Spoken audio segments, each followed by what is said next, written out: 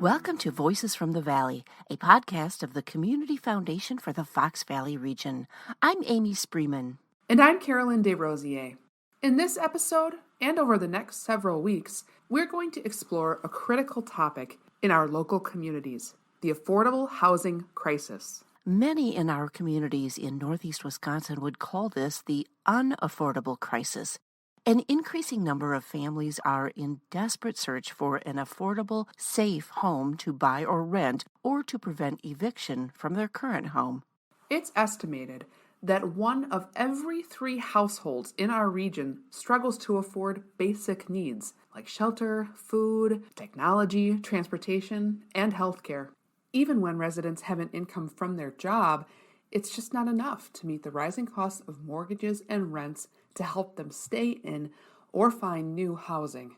On top of that, many local businesses are having a hard time finding workers. We're hearing a lot about this, especially when potential employees can't find a decent place to live. You know, Amy, in my role as a community engagement manager with the foundation, I talk frequently with our nonprofit partners. And I've been hearing from several of the homeless and warming center directors that they're seeing a disturbingly high number of calls from people who have nowhere to sleep that night. And it's really heartbreaking for their staff to have to turn more people away than usual. This is a crisis that has so many different moving parts, and it's not an easy problem to sum up in 1 half-hour recording. That's why we're going to spend quite a few podcast episodes, as many as it takes, to help our listeners understand the broad scope of the issues so many are facing here in the Fox Valley. Just some of the topics we're going to cover in the weeks ahead include skyrocketing rents and building costs, eviction prevention, new residents, including people resettling in our area from Afghanistan who need homes, barriers to affordable housing, jobs that aren't being filled, and more. All of these things impact every one of us. Here are some statistics. The cost of rent in Brown and Outagamie counties increased more than 50% since 2000, while median household income rose about 30%. In Brown, Outagamie, and Winnebago counties, almost 33,000 renting households, nearly 4 out of every 10 renters, spend more than 30% of their monthly income on housing. These numbers come from something called the 2020 ALICE report for Wisconsin. ALICE is an acronym for Asset Limited, Income Constrained, Employed, aka the working poor. The United Way puts out this report that helps us define and understand the struggles of households that earn above the federal poverty level, but not enough to afford basic necessities. In a recent collaboration called the New News Lab, News stands for Northeast Wisconsin, local journalists from the Appleton Post-Crescent and the Green Bay Press-Gazette interviewed people with first-hand experience to reveal how this housing shortage became a crisis, what will it take to resolve it, and how it impacts the people who live through it every day. We're going to hear from them about a series of reports called Unaffordable Housing, which we'll link up in our program notes today, along with the ALICE report. We begin, as we always do, with a story. Amber is a mom who works hard to provide for her daughter, but even with a job, she found herself without a home and without much hope of finding a place she could afford on her budget. In her words, this could happen to anyone.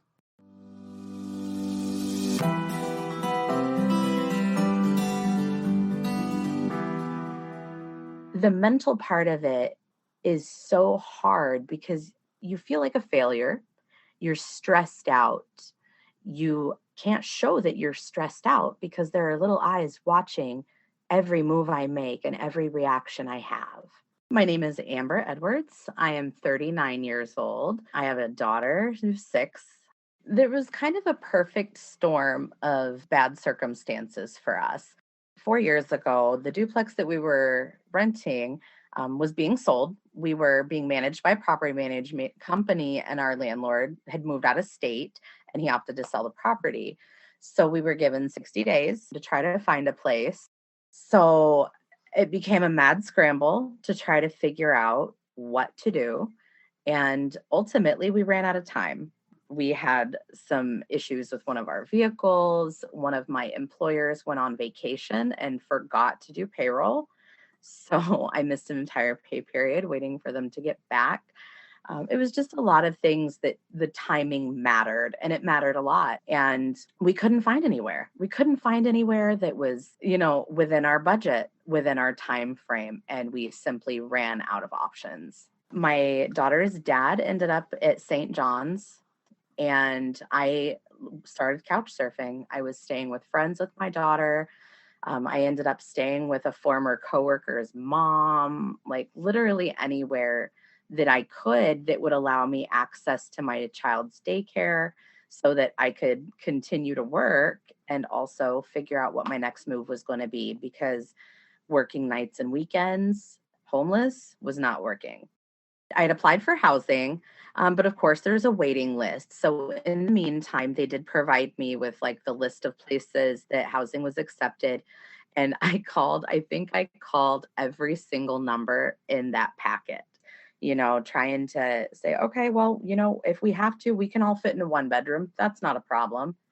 Well, we couldn't settle for a one bedroom. We were required to be looking for a two bedroom because of our family composition. We were trying to keep our family together. And by the time we ran out of options and her dad went to the shelter and I had to rework all of my case files to remove him from the household, it was essentially trying to dance the line of every rule and every requirement for every agency that was trying to assist us. The mental part of it is taxing in ways that you can't explain to a person that's never dealt with it. To be told time and time again that we missed some deadline, or we failed at some requirement, or there was something that was just outside our budget. There are just so many different hurdles that keep this system broken. And this is a very real problem. And I think that the reason that we have so many misconceptions are because people just simply don't want to talk about it. It's uncomfortable. It feels really terrible to live a life of comfort and stability, and to know that there are people very near your living area, families that your child may attend school with, who are food insecure, who may not have a roof over their head that night, who may be sleeping in their cars. And those kids aren't going to talk about that at school because they don't want to be singled out. My personal experience, of course, I can't speak for everyone, but my personal experience has been, well, you should have just got a better job, or, well, you should have just, tried harder. You should have applied for more places. I filled out over 200 applications when I was homeless for apartments and houses and duplexes. Some of them came with deposits, some were non-refundable deposits, and a lot of those were factored into my budget in terms of how many I could apply for a week and how long I had to wait for that deposit to return if I wasn't accepted. So there are a lot of moving parts to it. And in my experience, a lot of people that are struggling with housing insecurity, it's not because they're unemployed.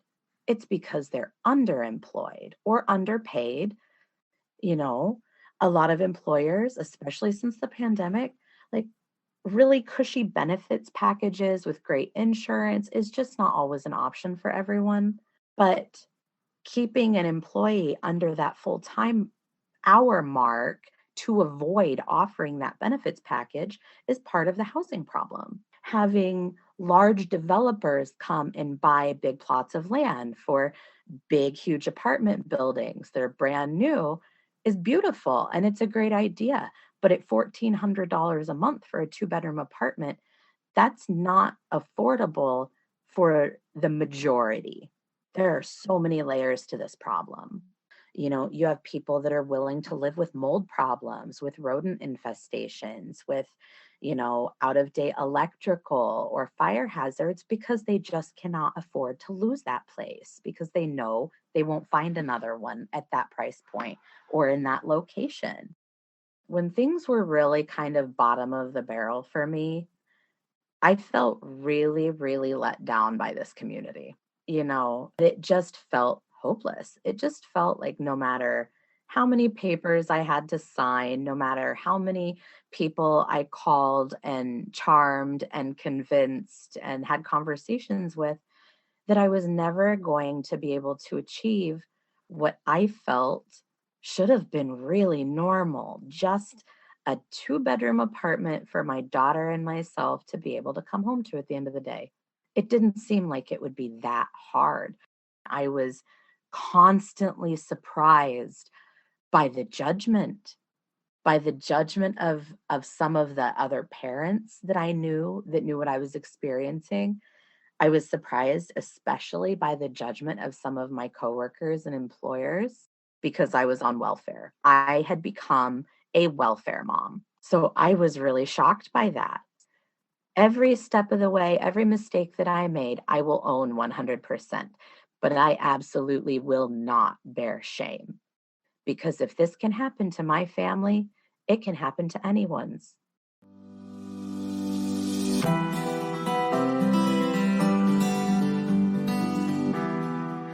Well, we want you to know that Amber has now come full circle and has a job helping people struggling through this journey. We'll meet up with Amber again in future podcast episodes.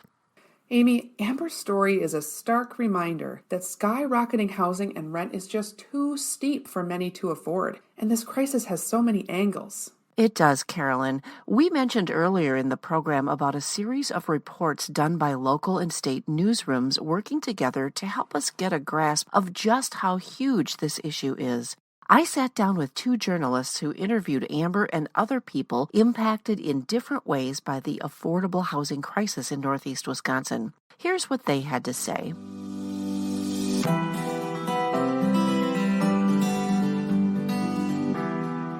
I am Jeff Bollier. I am a regional business reporter with the Green Bay Press-Gazette. We felt housing was important to cover as an issue, and specifically the need for so many more units of affordable housing.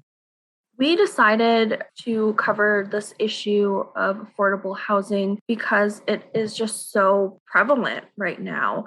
My name is Natalie Brophy. I am a regional business reporter with the Post Crescent newspaper and USA Today Network, Wisconsin.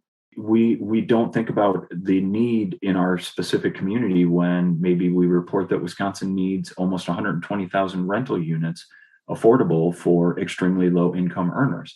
Or we, I think, tend to think, well, maybe that is not us.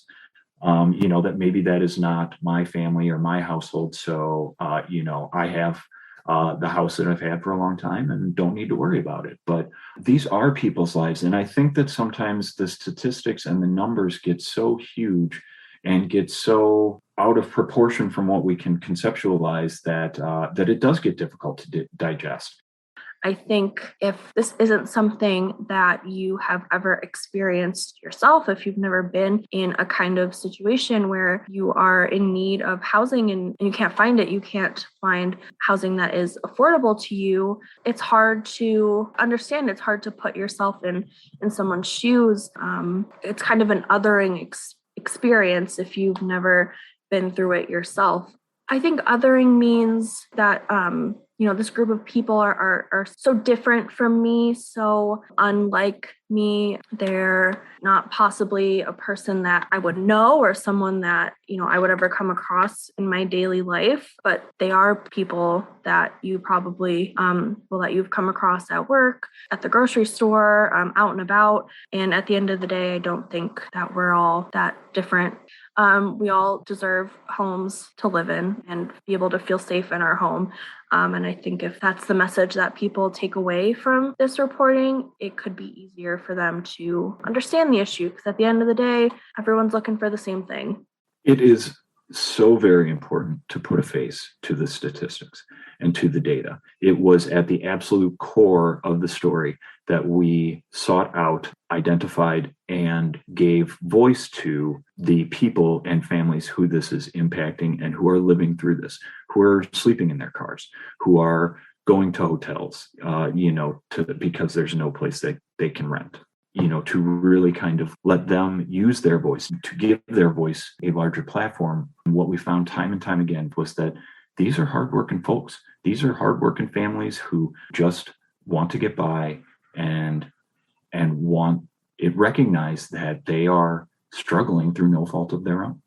This has opened my eyes to the struggles that people go through. It has made me more educated on the issue and probably changed my attitudes toward it a bit as well, just from being educated and getting to talk to the families that we did. Some of them talked about some pretty difficult challenges that they face, and it's not easy to trust a complete stranger to tell their story. And I'm very appreciative that they gave us the opportunity. In Amber Edwards' case, we identified or got connected with Amber very early on. For the most part, it was just tell us your story. And what we found with Amber was that she had lived the entire experience of the affordable housing crisis. Amber really brought that home for us. And that message that she had was the same from so many other people that we spoke with. Just in spite of everything they tried and all of the extensive hard work they put in, that they were still struggling and couldn't make ends meet.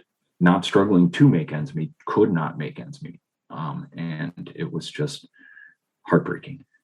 Yeah, I hope people who are reading our stories can see past the politics of the issue and just see the people behind the issue, the everyday people that are struggling, that need help, that want to just support themselves and their families. I hope that our series helped, show our readers the everyday Wisconsinites behind the issue.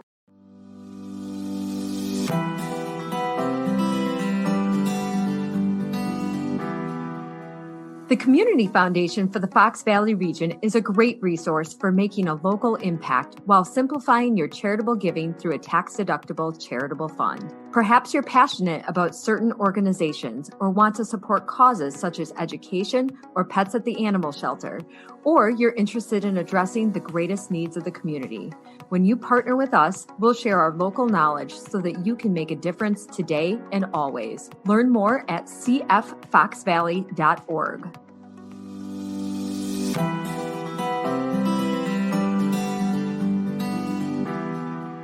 Before the break, we talked about some challenges facing local journalism, not only in Northeast Wisconsin, but also in every community. The Microsoft Corporation is calling on communities like ours to do something about this, to strengthen our communities by supporting local journalism. In the spring of this year, Microsoft selected Northeast Wisconsin as its 5th local news pilot in the United States as part of its journalism initiative, donating a total of $300,000 to the Northeast Wisconsin Journalism Initiative Fund, established within the Greater Green Bay Community Foundation in partnership with the Community Foundation for the Fox Valley region. It's called the New News Lab, and we're going to spend the next few minutes talking about what this initiative is all about and how local newsrooms in our area are coming together to make this happen. Joining me to talk about this is Jim Fitzhenry. He is the executive editor of the USA Today Network in central Wisconsin. Hello, Jim. Hi. You oversee 10 newspapers in our area, is that right? Yeah, that's correct, including the Post-Crescent in Appleton and the Green Bay Press-Gazette, which are 2 members of the New News Lab. Well, that's fantastic. And also joining us today is Megan Mulholland. She is the Director of Marketing and Communications here at the Community Foundation for the Fox Valley region. Hello, Megan. Hello, Amy. Well, I appreciate both of you for being here and having this discussion. We want to learn more about what this New News Lab is, because I have a feeling a lot of people haven't heard about this, and we want to talk about why this is important for Northeast Wisconsin. Jim, why don't we start with you? The New News Lab partners collaborate to identify and fill information gaps to help residents explore ways to improve their communities and lives and strengthen democracy. This region was selected in part because of the strong history of impact and collaboration that the 2 community foundations, so us and the Green Bay Foundation, local media, and Titletown Tech partnership with the Green Bay Packers and Microsoft. So there's already been a history of all of those different agencies and organizations and news outlets working together. And so as a 3-year pilot, the community foundations are really encouraging other organizations, businesses, and individuals to help us support it. I mean, Microsoft really gave us the startup money or the seed money, and they're hoping that there'll be some longevity with this and that others will step in to support. Yeah, one of the really important things too that's great about this collaboration, and one of the questions I got from a reader was, is Microsoft telling you what stories to cover? And what's really important for people to know as well is that both Microsoft and the foundations have nothing to do with the topics that we do, with any of our news gathering. That's all done independently. And I think people need to understand that there's nothing there that the foundations or Microsoft are telling us what to cover. When you look at affordable housing and the labor market, so we've got issues here that are really important and significant. And people really do want to dig into them. They want to understand them. They want to be able to discuss them. And so we've been able to take news organizations that historically have been very competitive, and we've made it collaborative, and we've been able to combine together and use our resources to spread out the information across a wider area. There's been a lot of people working on issues about affordable housing in a lot of community and nonprofit organizations, but maybe that knowledge wasn't out there in the wider community. And because of this collaboration, we're able to get it in front of more people in a lot of different ways, whether it's on public radio, whether it's distributed through Wisconsin Watch, whether it's shared in the print newspapers in our region. It's able to get out there and to reach more people and to really fill in the gaps that people have in their knowledge and push out good, independent, fact-based information. And the reason why the community foundations joined together with Microsoft and again with these news media outlets is, it's one thing to share the stories from the executive directors from the nonprofits, but we really need to hear the voices of those who have been impacted. It's very much like the podcast that you're listening to right now. And with this partnership, everyone is able to go out and spend the time and the quality and dig up the data and talk to different people to get the real stories about what is going on in the community and not just a hearsay or a wide swath expectation or assumption of what's going on. They can actually get the facts and the information and learn everything basically on the streets or in the houses or, from the people that are really living it. The reporting that we've done has continued. We're doing a series called Help Wanted, looking at the labor force issues in Northeast Wisconsin. And again, like affordable housing, a really complex issue. It's just a showing of, in a very short period of time, how these news partners have come together. And with the support of the foundations and Microsoft, we're able to do some very high quality local journalism that really helps people understand more about their communities, about their world, and how people can get involved and make a difference in that. This has been an opportunity to lift up local media and be able to share those stories that truly impact, the community. And this really is the mission of our community foundations. And so the news media is helping us carry through that mission by sharing these stories. Excellent. Well, Jim Fitzhenry and Megan Mulholland, thank you both for joining us. We will be right back.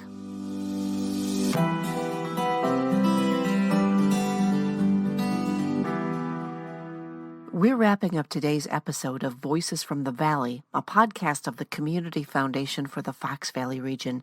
Carolyn, we have so much more to report on the affordable housing crisis in our area. Yes, and we're going to do that over the next several episodes. We are so thankful for the work that our journalism partners over at the New News Lab are doing to bring these issues to the forefront of our conversation so that you, our listeners, can hear about them from the voices of people who live with this reality every day.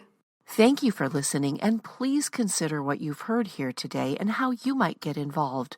If you or someone you know is at risk of homelessness, you can dial 211 and get connected to local resources that can provide immediate help. If you'd like to volunteer or financially support programs or nonprofits who are working on this crisis and helping people at risk, please check out our program notes for more information. You can subscribe to this podcast and get all of our episodes delivered to you on demand. Just go to our website, cffoxvalley.org, look for the podcast link on our homepage, click on podcasts, and get Voices from the Valley delivered to your computer or smart device. We'll see you next time on Voices from the Valley, a podcast of the Community Foundation for the Fox Valley region.